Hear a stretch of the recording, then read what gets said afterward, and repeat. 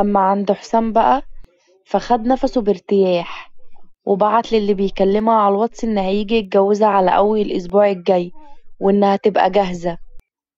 أسماء بقى كانت عمالة تفكر إزاي تنتقم منه على عملته دي، وجات لها فكرة خبيثة وهتسويها على نار هادية عشان تبقى لذيذة وتستمتع باللي هيحصل.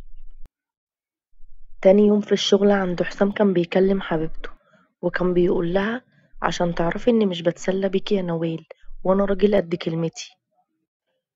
أسماء كانت قاعدة في الشغل وهي بتفكر في المكالمة اللي بين جوزها وبين نوال، وهي بتقول في نفسها أول مرة أشوف رجالة بتخون، ده الرجالة لو سمعوك بتضم نفسك لهم يولعوا فيك يا خاين. وبكده أسماء عرفت اسم اللي بيكلمها، وكده هتعرف هما هيعيشوا فين، وده حسب الخطة اللي حطتها. وطبعا بالليل وهو نايم كانت نزلت تطبيق على موبايله عشان تعرف بيكلم مين، وربطت الاتصال بين الاتنين. طبعا هي عارفة الباسورد بتاع موبايله، لكن عمرها ما فتشت فيه ودورت وراه. كانت مفكراه راجل ضد الخيانة، بس مهما فضل يداري غلطة هيجي يوم ويتعرف طالما لسه مستمر فيها. وبيرجع حسام عادي، وأسماء بتتعامل معاه على طبيعتها بدون ما تبينه إنه خاين وحقير. فات اليومين وكان بيجهز هدومه في الشنطة، ولقيت إنه شاري كام ترنج جديد، فقالت في نفسها يا جماله يا ولاد، واخد حاجات جديدة للعروسة الجديدة، إن شاء الله اللي بتعمله فيا يترد ليك يا رب. انت مفكر انها هتحافظ على اسمك وهتكتفي بيك؟ ابقى قابلني. اهي وقعت في طريق الشخص اللي يشبهها، ونيتكم زي بعض، وهتشرب من الكاس اللي شربتني منه يا حسين. اصبر بس عليا، هخليك تتهنى بيومين شهر عسل عشان بس انا طيبة، لكن بعدين هندمك على خيانتك دي، عشان انا مستاهلش ده كله منك، ولا في حاجة هتداوي الجرح اللي جوايا والحزن ده. اصل مفكر واحدة كلمت واحد في السر هتبقى محترمة وتكتفي بيك؟ اصل انا عارفة النوع ده كويس من الستات. يلا يا حبيبتي، انا ماشي بقى، هكلمك على طول. اسماء في نفسها بتقوله مش عايزة اسمع صوتك ولا طيقوك، لكن بصيت له بحزن. مش متعودة على غيابك المدة دي كلها يا حبيبي، بس هنعمل ايه، حكم الشغل. معلش يا حبيبتي، هحاول انزل يومين الاجازة في ميعادهم. يلا مع السلامة. مع السلامة يا حبيبي، وخلي بالك من نفسك.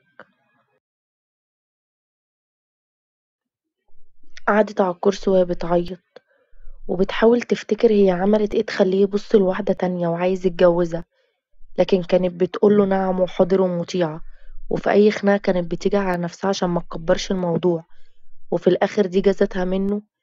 حطت ايديها على وشها وهي بتفكر ازاي هتنفذ الخطوة التانية، لكن بعد لما يتجوزوا. بعدها لقيت إن حسام بيكلم نوال، وهو بيقول لها هيقابلها فين، وبعدين يروحوا على شقتهم بعد لما ياخدها يتجوزها. كان واخد لها شقة بالإيجار، وعرفت مكانها لما كانت نوال بتسأله فين مكان الشقة اللي هيقعدوا فيها. عند نوال وحسام بقى كانوا قاعدين عند المأذون بيكتبوا الكتاب، وجنبهم 2 شهود. خلص المأذون وبعدها خدها حسام وطلعوا على الشقة.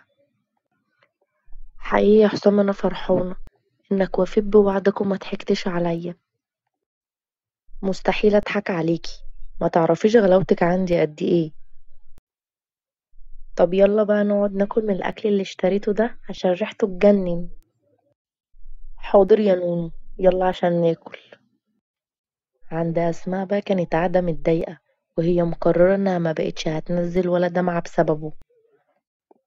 فات يومين وحسام ما اتصلش بيها، ولا حتى يشوفها كويسة ولا يطمن عليها. دخلت حطت الأكل اللي جابته من بره، وقعدت تاكل وهي بتفكر في الخطة التانية. هي عايزة شخص ينفذها، لكن هي ما بتثقش في حد، فقررت تنفذها هي. تاني يوم الصبح قبل ما تروح الشغل بعتت لنوال على الواتس من خط اشتريته جديد، وقالت ممكن نتعرف، واستنت ترد لكن قفلت الخط، ومشيت على شغلها عشان ما تتأخرش، وكانت واخدة الرقم بتاعها من موبايل حسام قبل ما يمشي. وصلت أسماء الشغل، وباين عليها التعب والإرهاق، وبتكلم نفسها وبتقول: امتى بقى هبقى حرة واتطلق منك يا حسام، واخلص من الألم والتعب ده، واعرف اداوي جروحي. كانت صاحبتها قاعدة جنبها بتكلم جوزها، كان بيطمن عليها وبيقولها ما تتأخريش، وسمع صوت عيالهم عايزين يكلموا والدتهم ومستنيينها ترجع، وكان بيقولها ان مجهز لها أكلتها المفضلة. كان جوزها رجع بدري وقعد بعياله. دعت لها أسماء بالسعادة ويبقوا مع بعض دايما. كانت بتتمنى حياة زي دي، بس هي كانت لسه ما خلفتش من حسام. بقالهم سنتين متجوزين، لكن ما فكروش يروحوا يكشفوا ويشوفوا ايه السبب انهم ما خلفوش لحد دلوقتي. وجا على بالها ان ممكن يكون حسام اتجوز عليها عشان يبقى عنده عيال. يا ترى هيحصل ايه؟ ممكن بقى لايك واشتراك عشان اكمل القصة.